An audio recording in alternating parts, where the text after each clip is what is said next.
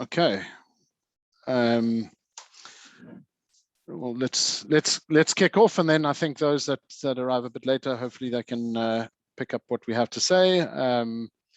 Certainly, the beginning bit is really me and not the highlight of what this is about. So I'd like to say a very big welcome to all of you, and thanks so much for joining us on this, our first virtual session event. We really hope this brings you a little closer to Africa over the next 45 minutes or so. We think it's going to be a lot of fun, very interesting, and we really do. We've got some amazing guests lined up for you. Before we get started, I've got a couple of little housekeeping bits and pieces I need to mention before we start. As you'll have seen, we've turned off everyone's audio and video.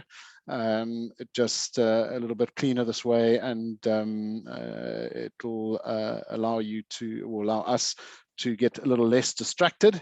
And then secondly, right at the end, when we finished all the talking and bits and pieces, we're going to have about 10 or 15 minutes of questions. I know some of you have sent a couple of questions in, but there is a chat function at the bottom of your screens. If you see there's a little chat, when you click on that, if you can go into that and basically there's a drop down box. If you send that to me, and please feel free to write any questions that you may have and send them through, and we will answer what we can at the end of the talk.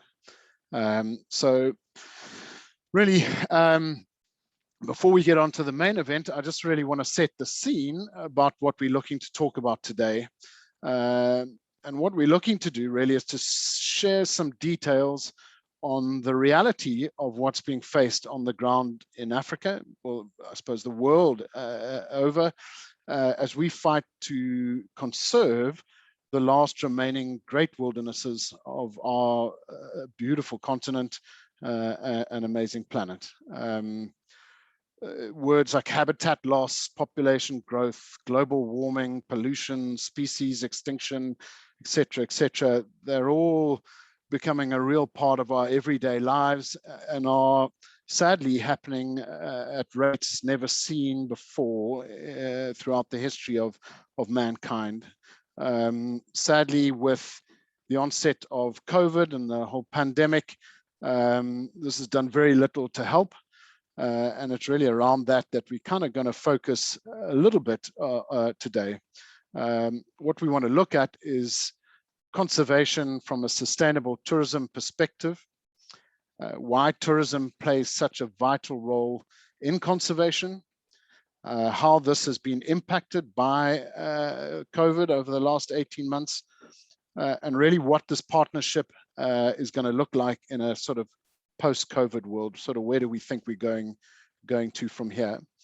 So to start off with, I really just want to give you really the actual definition of what sustainable tourism is. And sustainable tourism, as defined by the UN Environmental Programme, the UN World Tourism Organization, is tourism that takes full account of its current and future economic, social, and environmental impacts, addressing the needs of visitors, the industry, the environment, and host communities. So that kind of lays the platform of what it really is. And it's sustainable tourism that, in terms of my business, in terms of Mahlatini, is really the constant ethos that really guides us in every decision that we make as we look to tailor our, or what we see as unforgettable travel experiences for you, our clients, who then become valued partners and certainly agents for change. Everything we do, we handpick all the properties, all our suppliers, and we use, we look very carefully into their responsible tourism credentials. And with that, we're very fortunate to work in close partnership with some of Africa's top travel companies, many of whom are world leaders in the field of conservation. Top of our list is the incredible Great Plains Conservation, who are really first and foremost a conservation organization. The term they've coined to describe themselves and what they do is conservation tourism, which I think is really apt and really does sort of highlight what they do.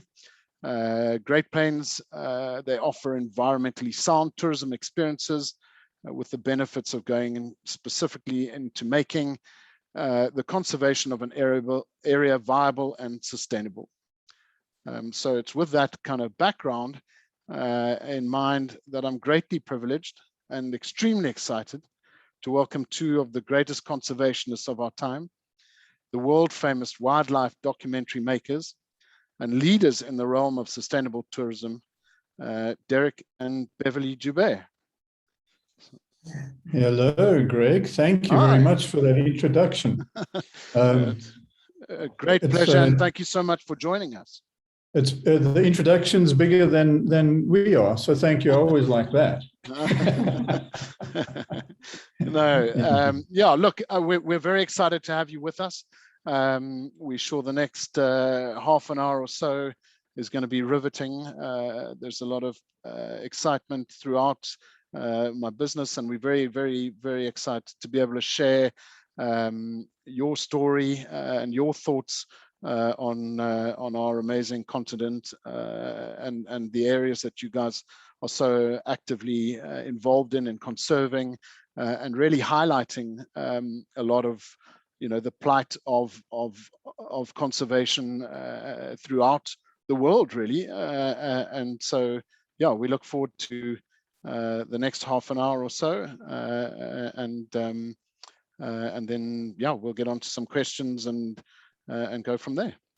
Well, thank you. Thanks for inviting us. Yeah, thank you, Greg. And hello, everyone. It really is an honor to be able to have a social event, even though it's virtual. So hello. Now that you, Greg, have given the bleak side of our planet, maybe it'll be up to Dereck and I to cheer everybody up, because yes, we are in these dire situations on the planet, but our lives in what we do is really to illuminate and to inspire. And so we'll start with the illuminating and inspiring, hopefully, so that people will still want to come to Africa. And then we will give you a little bit on the dire situation as well. And you said that we had about 30 minutes, so it'll be 25 minutes for Beverly and then 5 minutes for me, because I'm not the talker in the family. Okay, so now there's going to be a competition. Everyone get your stopwatch out. Okay, so if we can pull this off, I'd love to share some images with you and some video. If that's okay, Greg, we'll just go through a couple of things. We're going to talk as we do in around our campfire. And it may be a little bit chaotic. We'll go back and forth. And we may even give you a test question or two, Greg, as we go through this. Fire away. I can't wait. Okay, good. Let's see if we can do this. Okay, so I presume that we're there. I think we are. Okay, so there we go. So basically, according to your brief, Greg, we really wanted to talk about where we are in a mid-pandemic world. Actually, I don't think it's even post-pandemic right now. And to set that scene, we really needed to paint a picture about what we might lose if this all goes south on us. And so we live in this magical world, this absolutely magical world of elephants and Okavango and in Kenya, in the Mara. And I think that we really need to place that in context. It's not so much that we would lose a couple of animals here and there, but we would really erode the very soul of Africa. And when that happens, given that we were all born in Africa, we would erode our own souls. And this is the place and who we are and why we live there. And I love to call this image ripples golden ripples. But golden ripples are also showing that whatever we do on this planet, it's rippling out. And the Okavango is pristine, it's incredibly beautiful and vulnerable, but the vulnerability is not only climate change, but it's also what we are doing as man. Somehow through this pandemic, industry has thought, oh, well, now's the time to go and utilize, all these pristine areas. And so we have Recon Africa just on the borders of the Okavango coming to do oil drilling, and they're already doing the oil drilling in Namibia, but they're doing lateral drilling in the Okavango. So we can't ever be complacent. We've always got to be highly alert on what is happening, and we all have to speak out. We can't just leave it up to a few people because advantage has been taken through the pandemic. So what we wanted to do is show you a little insight in our lives in the past, so you can see where the passion comes from. And this is really the early days of Dereck and I starting conservation and filming. We came out here following a dream, romance and adventure. Beverly and I came here 30 years ago, looking for what is arguably the greatest story on Earth. How the world's top predators are the engines that drive everything. Absolutely amazing. I've always wondered how this is possible. I love this life. We get to look into the eyes of predators each day, and that challenges you. We don't take on a film project just because we want to make a good film. Everything that we do with National Geographic is based on a core foundation of conservation.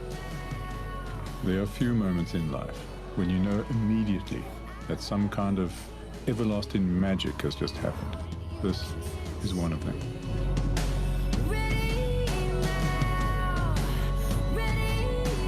Through our films, we want people to have complete respect for the animals. Our job is to never interfere with that behavior. It was the first time anyone had filmed lions hunting elephants. It surprised us. My heart pounds with anxiety during elephant kills. I want to shout out, go, run, but I don't. I can't. We use our lives, our work as inspiration to other people to follow the same principled conservation ethic. For Dereck and me, it's been a journey to understand their importance and the intensity of wild Africa. It just makes us more determined to make our stories more poignant. These wild places have something too magical about them to let go. We're all explorers at heart. We all like to know that the world is not tame. In our case, there's a dark cousin of passion, and that's obsession. You have to be obsessive about stepping out into the desert where you know that there's a very good chance that you could die. There are great rewards in the unknown. It changes your life profoundly. So those are the early days, and that really is the 80s and 90s and onward. But what we feel, especially being way up in a helicopter, is that the world is truly in our hands when it comes to protecting these pristine areas, although I should say at our feet. And the only way we can protect them is to look at what is going to be sustainable. And obviously, sustainable tourism is the one way that we've been able to protect vast tracts of land, over 1.2 million. And that's purely because of great partners like yourselves, all coming to support Great Plains conservation. And so one of the ways that we get to people and talk about the good side of Africa and what we would all lose if it went away is obviously through our films, as you saw in that clip. And as National Geographic explorers, we're also filmmakers, conservationists. And one of the films that we brought out last year was one on the Okavango, and here's a brief clip for you to hopefully enjoy.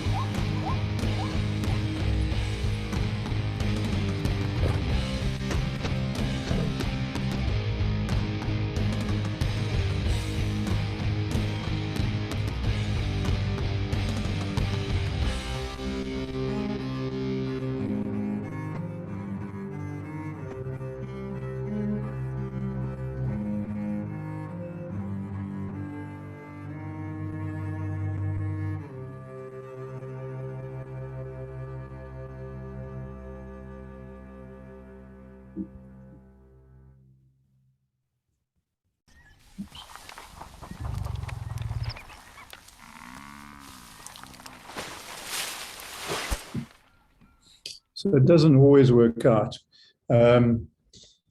Obviously, a big focus of ours for a long time has been, has been these big cats.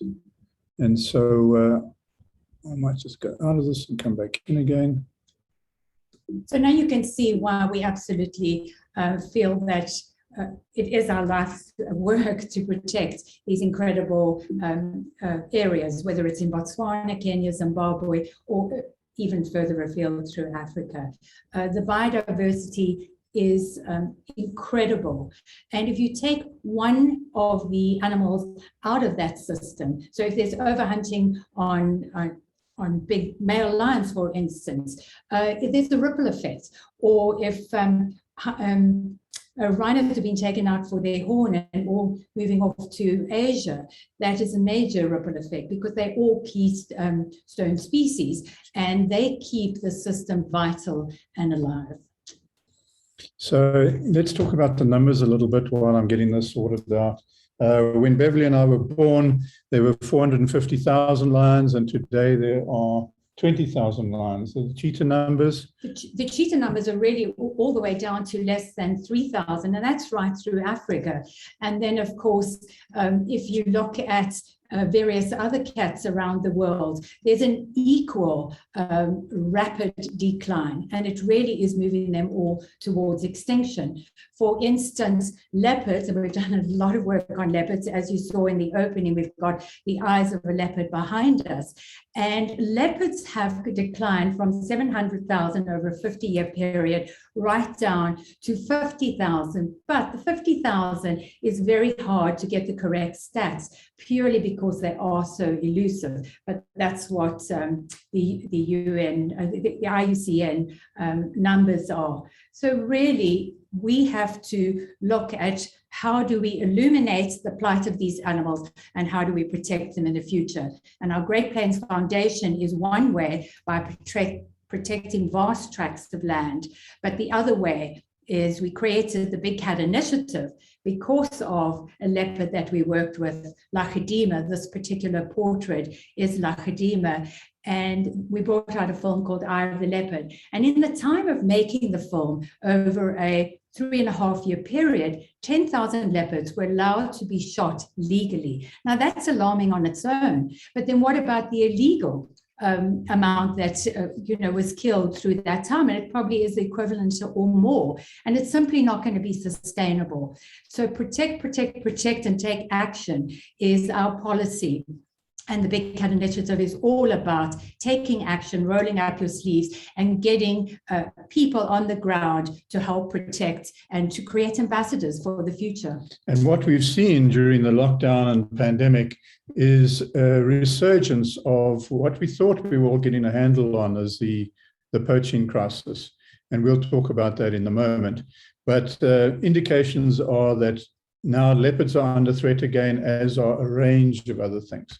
And so we have to ask, what kind of world are we going to leave behind? When we're out of this pandemic, what is it going to look like? And I was struck recently by a quote that we heard here. And we were actually in a symposium, and somebody said that they were putting their 7-year-old to bed, and he asked that question: tell me a story about a time when the world was not broken. Don't tell me this is all for nothing. I can only tell you one thing. On the nights you feel outnumbered, baby, I'll be out there somewhere. I see everything you can be. I see the beauty that you can't see. On the nights you feel outnumbered, baby, I'll be out there somewhere. I could have showed you all the scars at the start, but that was always the most difficult part. See, I'm in love with how your soul's a mix of chaos and art, and how you never try to keep them apart. I wrote some words and then I stared at my feet, became a coward when I needed to speak. I guess love took on a different kind of meaning for me, so when I go, just know it kills me to leave. To all the stars that light the road, don't ever leave that girl so cold. Never let me down, just lead me home. Don't tell me this is all for nothing. I can only tell you one thing. On the nights you feel outnumbered, baby, I'll be out there somewhere. I see everything you can be. I see the beauty that you can't see. On the nights you feel outnumbered, baby, I'll be out there somewhere.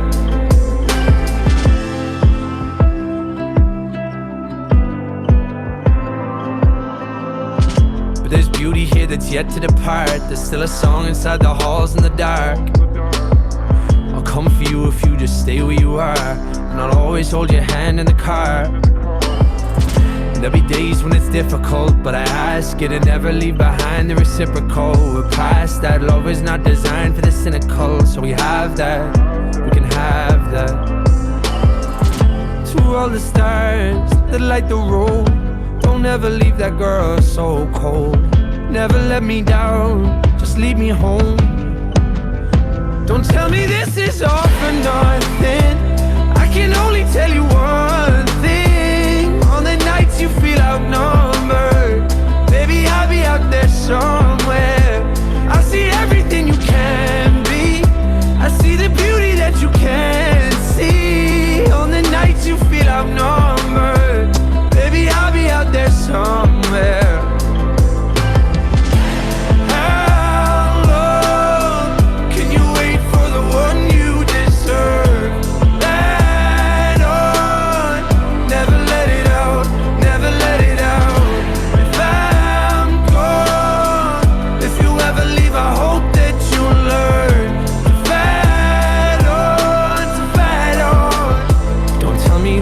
All for nothing. I can only tell you one thing. On the nights you feel outnumbered, baby, I'll be out there somewhere. I see everything you can be. I see the beauty that you can't see. On the nights you feel outnumbered, baby, I'll be out there somewhere. Baby, I'll be out there somewhere, somewhere, somewhere. Baby, I'll be out there somewhere. Okay, so not to cut him short, but as we move right along here, one of the things that that we've been able to do in response to this is actually set up Great Plains. And I'm a firm believer in the statement that there's a huge difference between doing nothing and doing something. And so we set up Great Plains particularly to fix it and to take care of many of the things that were in that song there. We have to fix it. We have to turn chaos into art. We have to add science to this. And even more so now as we emerge from this pandemic that we're going through. And so across here, we developed this based on science when we set up Great Plains. And you can see that it fits a corridor. As we expand, it'll fill into these areas in the middle. That basically is the backbone of Africa. And they're based on some science that we did many years ago in the Big Cats Initiative that looked at where the big cats were 15 years ago, 5 years ago, and where they would be 5, 10, 15 years from now. And we tried to fill in the gaps and stop the erosion that was quite obvious to us as we were going along. So that's Great Plains. This is just a quick example, I think, if I can pull it off, of what our properties in Great Plains look like. It's a very quick video, and we're only going to go through one property.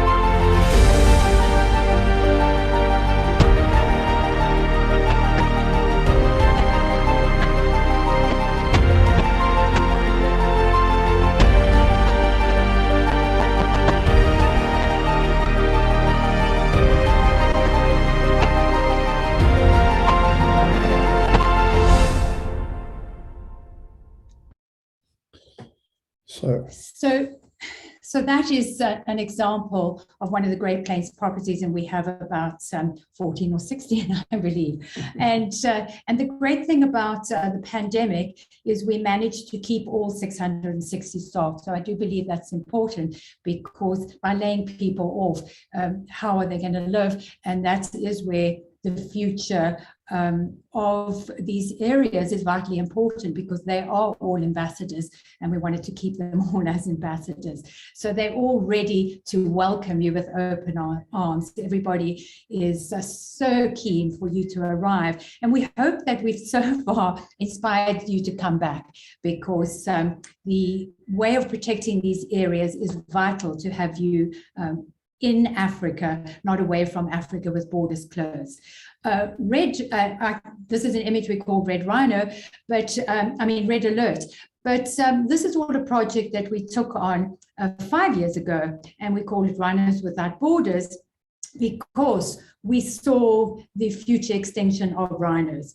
Over a 10-year period in Africa, rhinos were being exterminated. The poaching was incredible in South Africa. It was the highest sort of hotspot. And so our project through Great Plains Foundation was to dart and relocate and rescue. Many of them already had bullet wounds in them, and we took them to secret locations in the Okavango Delta. So a great conservation project. Great Plains doesn't only do wildlife, also does community, but this is one that we're illuminating right now. And just a very quick video on the Rhinos Without Borders, just so you get a feel, of the immense and mammoth job it was to move them.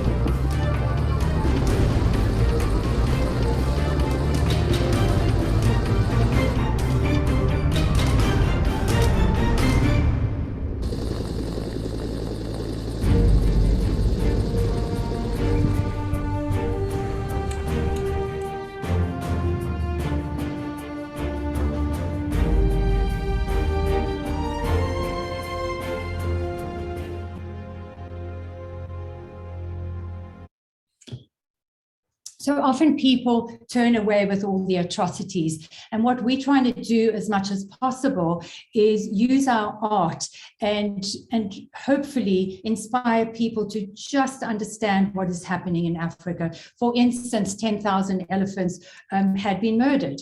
And this is a stockpile of ivory in Kenya, and they're burning the ivory. And we couldn't help but feel the chills that we were actually at an elephant wake, and we were mourning the 10,000.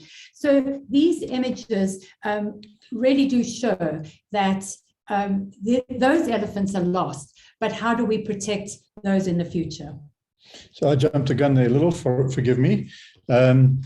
So bouncing off that, about a year and a half ago, we realized that as the world was shutting down, that we needed to do something about protecting these areas. Otherwise, when you all came back, there would be nothing there. And so we started a project called Project Ranger, which you've had a preview of there. But basically what it is raising funds to keep these rangers out in the field. So we were already starting to see furloughs, layoffs, all sorts of things going on. And basically we've so far raised about $1 million and distributed that to rangers, keeping them in the field, not on our properties, but in national parks and in other properties around us. And how many projects have we got now? Well, we now have 16 grantees, and we're giving out to 9 different countries. So that's right through Africa.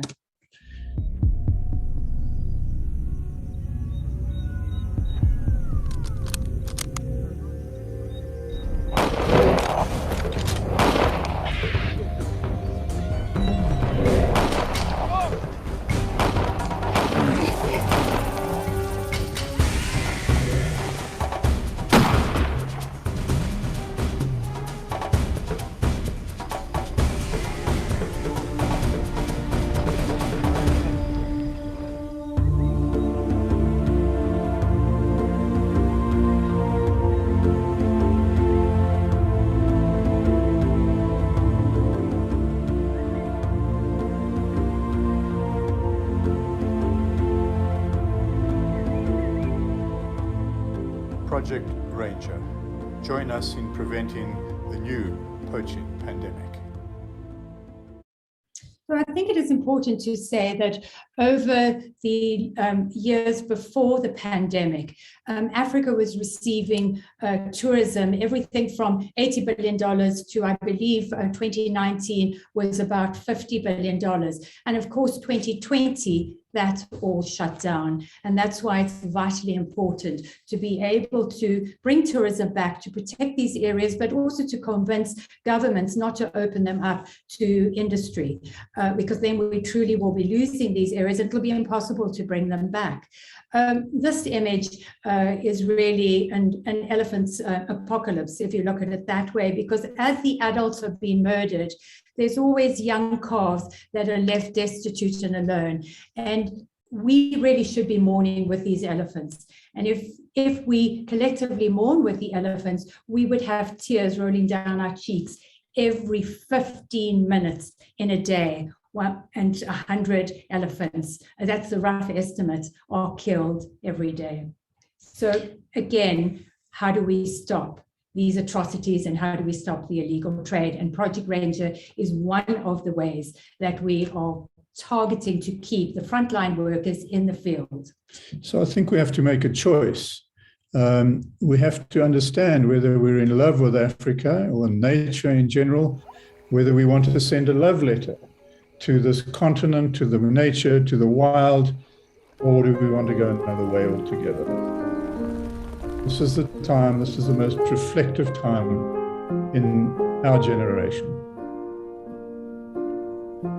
All around me are familiar faces, worn out places, worn out faces, bright and early for the daily races, going nowhere, going nowhere. Their tears are filling up their glasses, no expression, no expression. Hide my head, I wanna drown my sorrow. No tomorrow, no tomorrow. And I find it kind of funny, I find it kind of sad. The dreams in which I'm dying are the best I've ever had. I find it hard to tell you, I find it hard to take.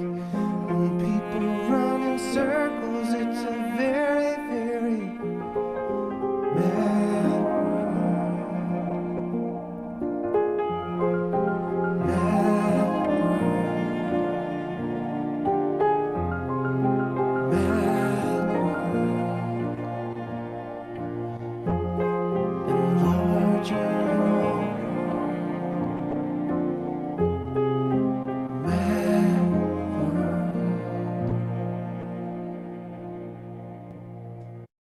So as we design the company and as I live my life, Beverly as well, is to lean very, very heavily on the philosophies of the elephant. And I've spent most of my life around elephants, looking at them, thinking with them, listening to their rumbles, listening to their compassion, their kindness, the way they interact with the world, the way they embody empathy and altruism. They think in the past, in the present, and the future. They communicate. In fact, they embody just about everything that we like as humans. And they have none of the characteristics that we don't like. They have these fantastic morning rituals, and many of us have come through this last year knowing somebody or even losing somebody very precious to us. And as that happens more and more, and as we get closer to 8 billion people, human life and all life on the planet becomes far less precious. Elephants won't let that happen. They understand, and I think that they can be great guides for us as we go forward. We're open for business. Our camps are starting to open up in Africa again. And this next piece is really an invitation to everybody who's been yearning to get back to Africa and to join us. out in Botswana, out in Kenya, and enjoy the process, the safari, that coming home that we've all wanted, for which I may have to leave and come back to. Yeah, we might be able to get to that. Okay. But really, everything that Dereck and I have done over the 40 years in conservation is how do we protect these animals? Every single film that we take on has a very strong conservation message. It will draw you in and help you have an experience and understand an animal's life. So for instance, not so long ago, we finished a film called Jade-Eyed Leopard in the Mara. And little Toto was actually born under one of our tents. And so what a privilege for an animal to have so much confidence to come into one of our camps. But Dereck is taking over with nostalgia.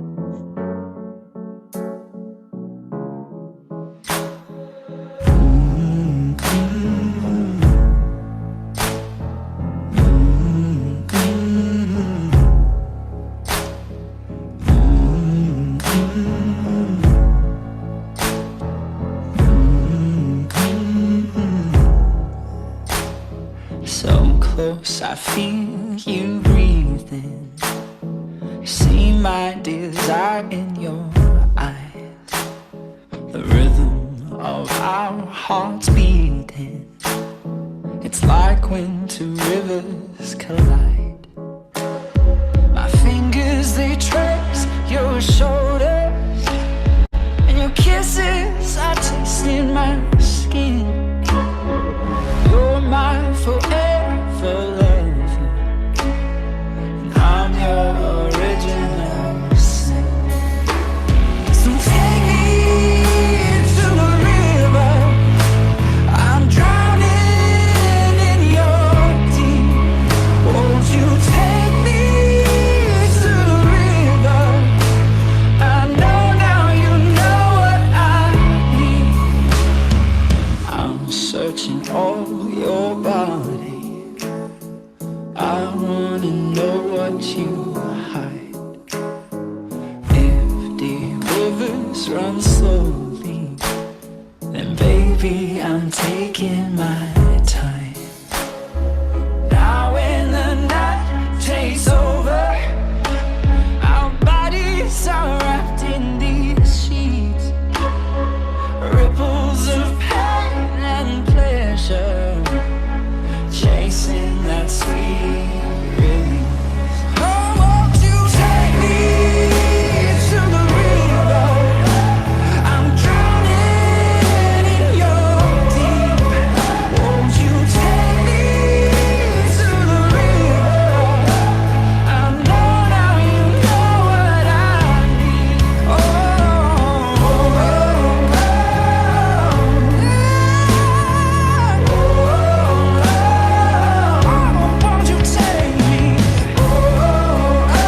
me?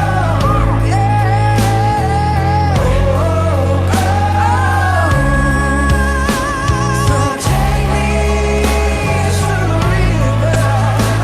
I'm drowning in your deep. Won't you take me to the river? I know now you know what I need. Darkness surrender softly. The sunlight caresses your skin. You're my forever lover. I'm your original sin.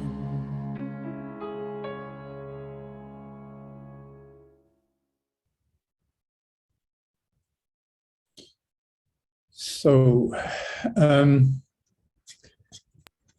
as we do this, I'll go back to you. So speaking out is really what we do, and it's really speaking out for the animals. And right now, Great Plains Conservation invites you all to return to Africa. So thank you, Greg. So we're open in Botswana, we're open in Zimbabwe as of last week, and we're open in Kenya.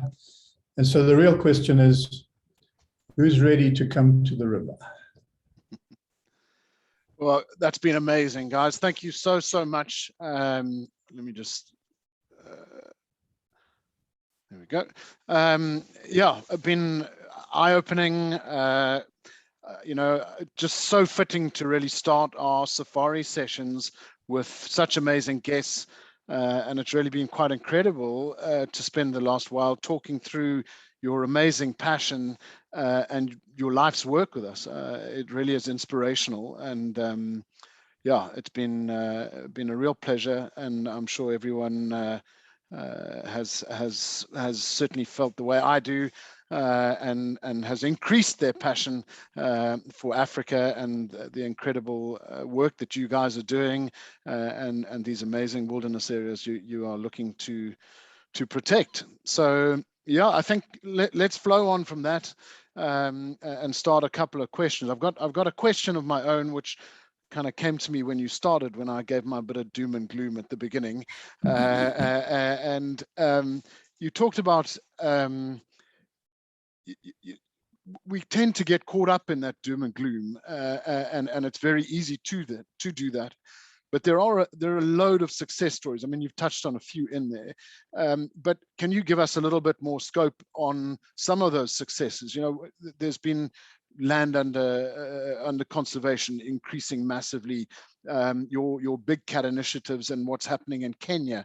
You know, some of those things, could you give us a little bit more idea and scope on what you guys have done? You know, I think this is another part of the industry, is that we don't crow from the rooftops about these positive impacts that are being done on the ground. And so, yeah, I'd be very interested to hear a little bit more on your thoughts on those. Well, thanks, Greg. From my side, we're incredibly hopeful and positive about Africa and about the conservation in Africa. Primarily, and you'll notice the tone of some of the music in these videos we showed. Some of them are traditional, some of them have got more youthful music, rap, various other things. And that's because we're in our work and in our talks, in our books. We've just brought out a kid's book. We're talking to younger people, and in there is the hope. And we are so encouraged now, because as we give lectures around the world, inevitably it's the young people who ask the questions, who stand up. And indeed, it was the young people and this mass outcry against the killing of Cecil the lion a couple of years ago. And so I think that we've now got to a level where the eyes of the world are upon us, but on any offenders. And that's a perfect balance for us. So we're very positive around that. Some of the other stories coming out of Project Ranger, or where we've got letters from these rangers saying, we were furloughed, we were at home, you've put us back in the field, and within days we stopped some big giraffe poaching and we caught some poachers. And so there are a number of stories like that, but it's endless. Yeah, and the other hope that we have, and the pandemic has shown us that as soon as we reached out and said we need to keep these frontline workers in the field, is not only assisting communities, but it's going to keep these pristine areas alive. People started to give us money, and that money would be turned around straight away in the field over a 24 to 48-hour period. And as Dereck said, it has been phenomenal. These rangers have all spoken to camera to us actually on Ranger Day, and we had a wonderful way of illuminating the rangers in the field. And each and every one is very passionate about protecting the area, but they're very aware that they might have to give their lives to do that. And isn't that the saddest thing? That they are fighting. It is a war to protect these areas. And yet these areas are what we all should want to protect, because it is our lifeline as well. If we remove all the pristine areas around the globe, where are we going to get our oxygen, our fresh water? Where are we going to get the biodiversity that is so important to even help grow our food? We've got to keep all the biomes and the spores and the fungi. We've got to keep it alive, and that is one way. So I would say, if you're going to help protect and you don't really care about the wildlife, if you care about humanity, and that might be a selfish reason of protecting, but let's all find that reason and let's turn those situations around. But sorry, I just want to go on. But we've also got to speak out to governments, because we might have a win with one president and we lose that environmental change that we managed to do over, 25 years possibly. And that is devastating.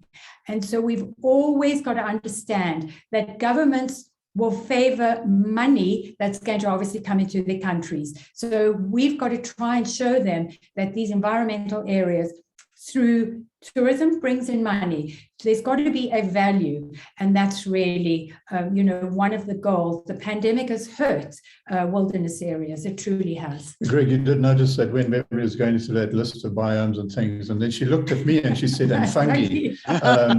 So I'm the endangered fungi at this point, and I'd call on everybody to write in and send me a check, please.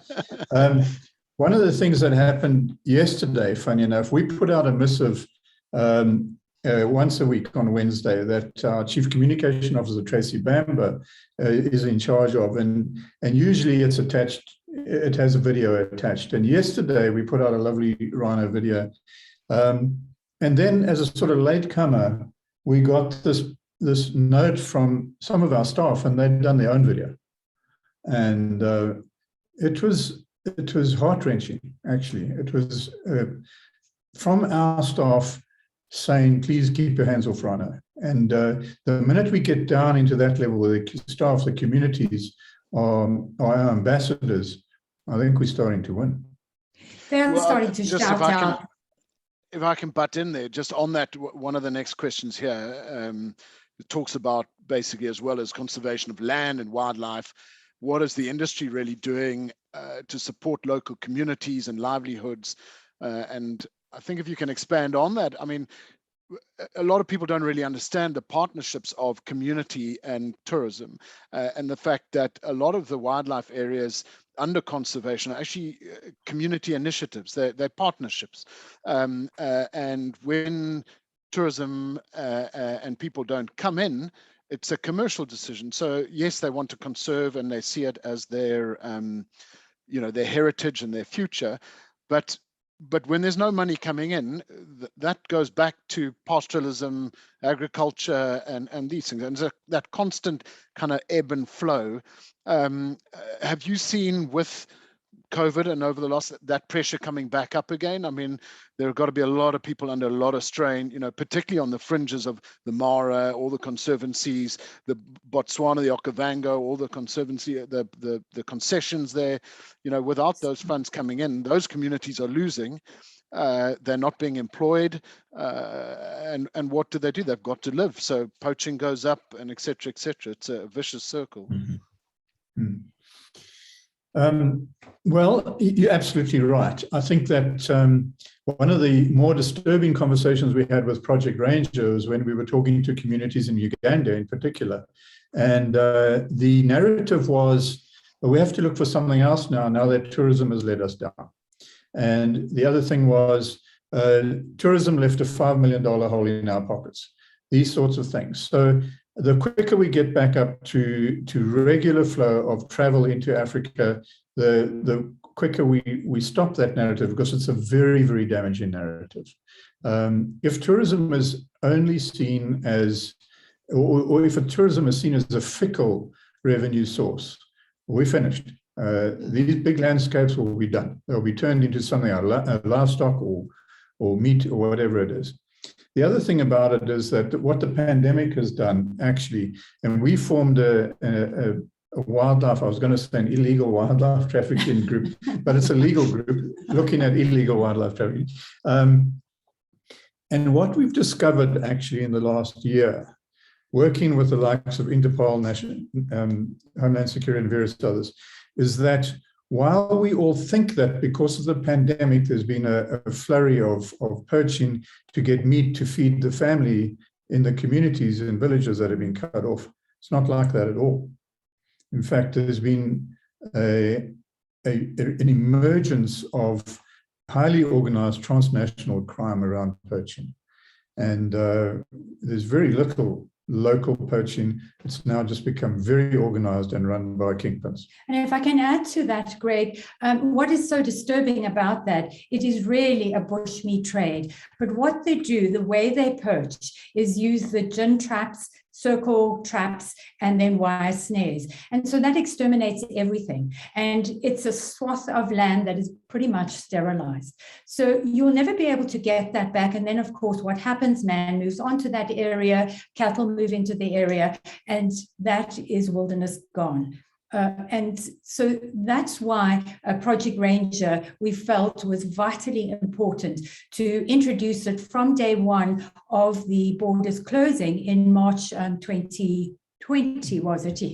Yes, and we now have 9 countries. So that's not only the countries that we're working in, but we go right through Africa, even up to the DRC. And through this investigative group, it's amazing how there's been an evolution of Project Ranger, because we are speaking to people on the ground, and people that are quite fearful because they don't know who to trust. A lot of this crime goes all the way to the top. So corruption is high as well.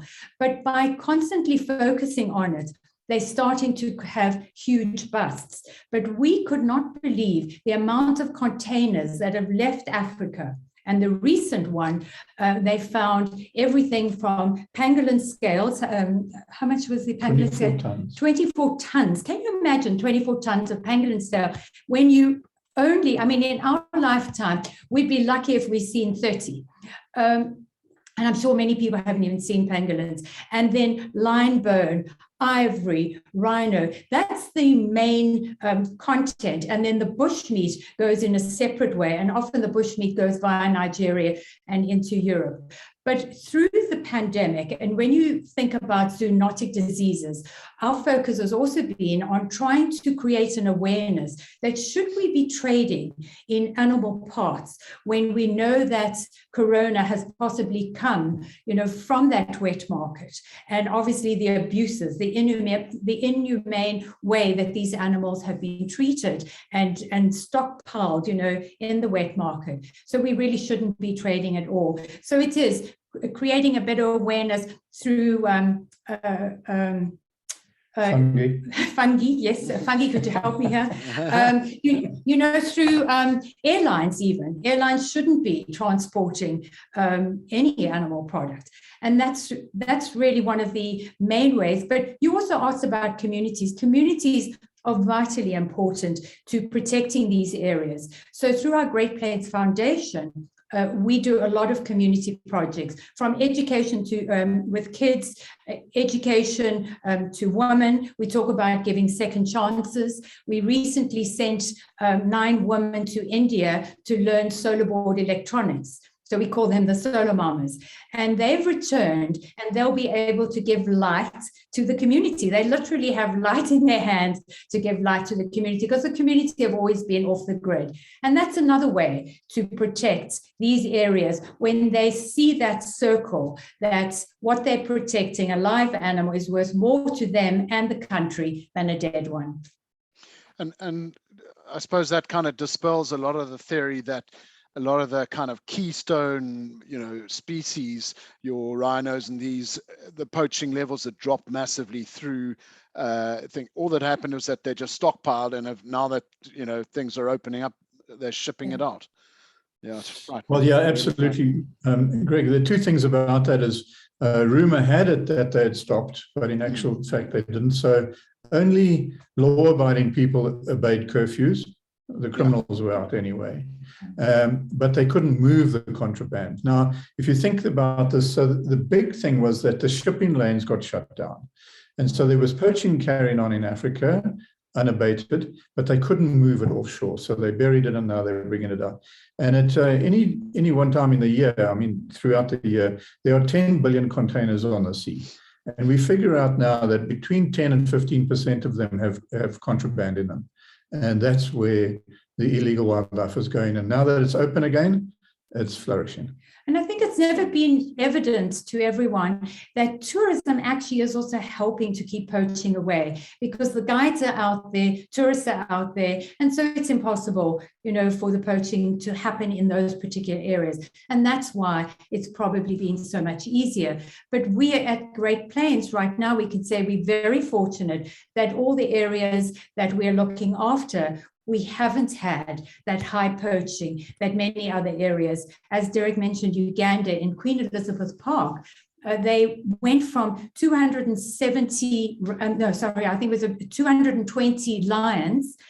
Somebody was doing a study through our Big Cat Initiative, down to 70 lions. And two of the males, the two territorial male lions, both are missing a back leg from the snaring.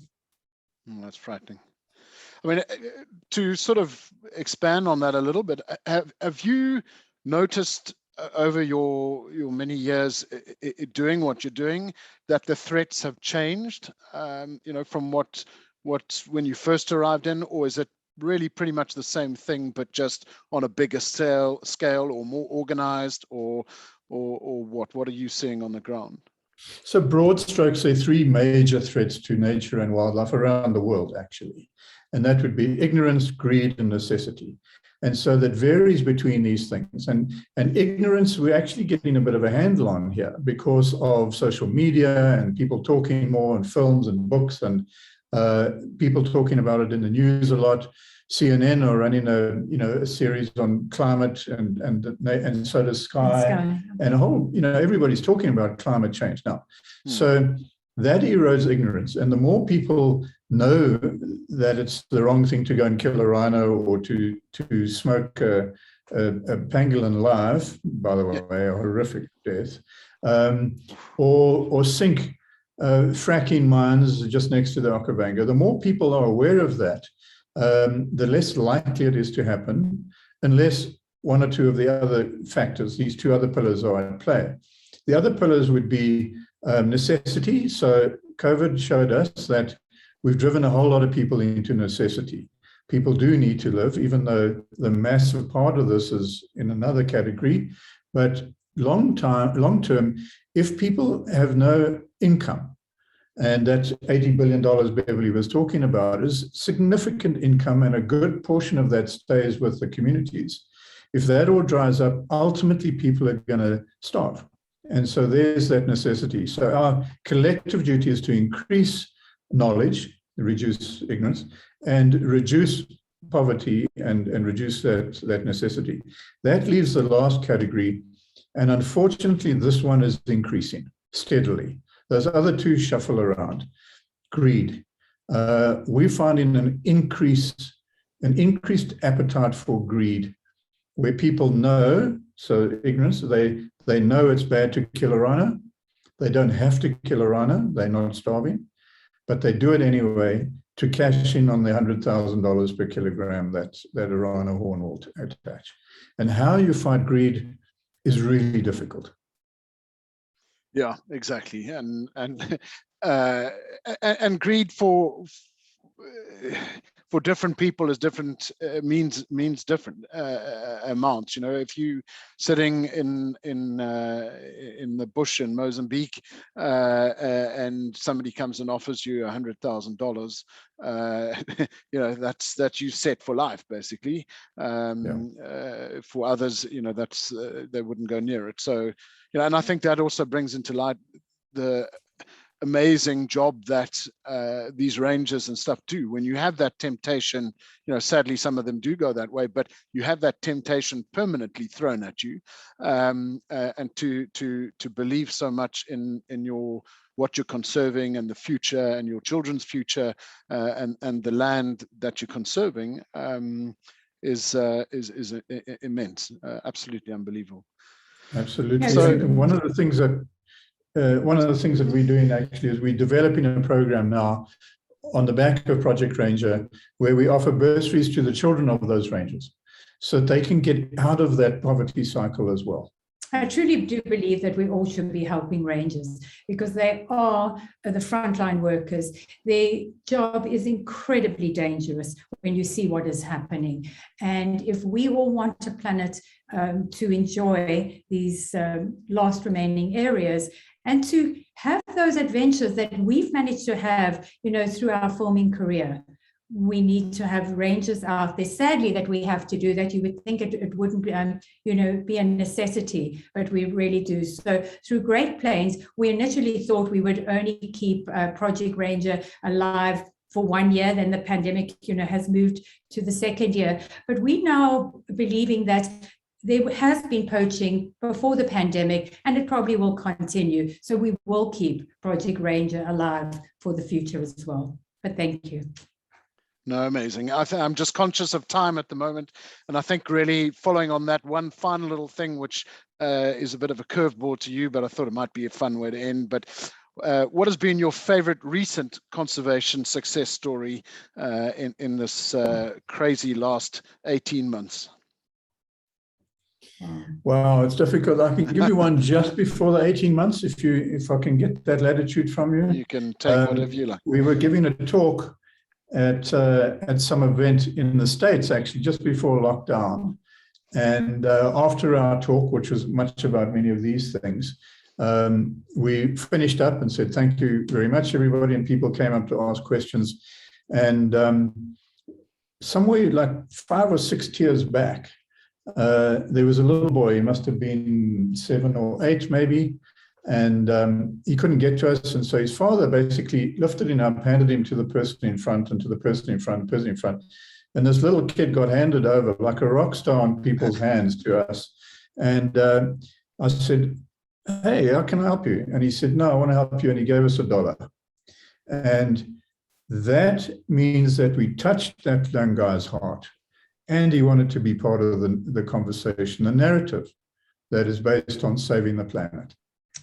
And that's really why we're optimistic. I mean, I can give you so many success stories, but I have to say, I suppose the one that is the largest 2-ton creature has been the rhinos.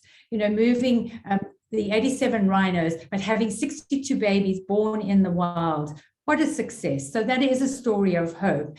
And we can do that in many ways, as Dereck mentioned, our staff sending that piece. I had tears in my eyes. The reason why I had tears in my eyes is because they are now taking responsibility. They are true conservationists. They are the ambassadors, and they're prepared to shout out, and they're prepared to shout out not only to globally, but to their own governments. And that's where we need to be. We need every citizen in every country to start taking responsibility and say, this is our world.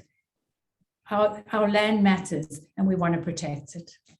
I had tears in my eyes as well, because they should have all been on duty. You can't find good staff anywhere.